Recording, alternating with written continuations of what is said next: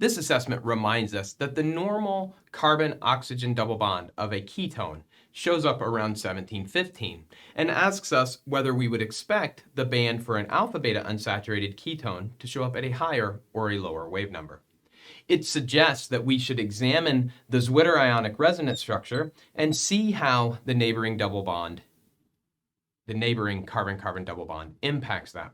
Well, let's draw that Zwitter ionic resonance structure. Would be this. Now, if we think about this vibrating carbon-oxygen bond, it's going to be related to how tightly this negative and positive are held, right? The more tightly it's held, the higher the frequency of vibration.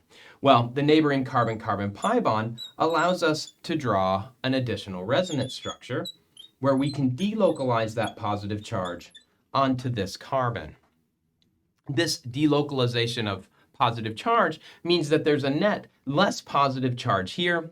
That reduced positive charge is holding this oxygen, this negatively charged oxygen, less tightly, and therefore the carbon-oxygen pi bond will vibrate at a lower frequency. We expect this to show up at a wave number that is less than 1715.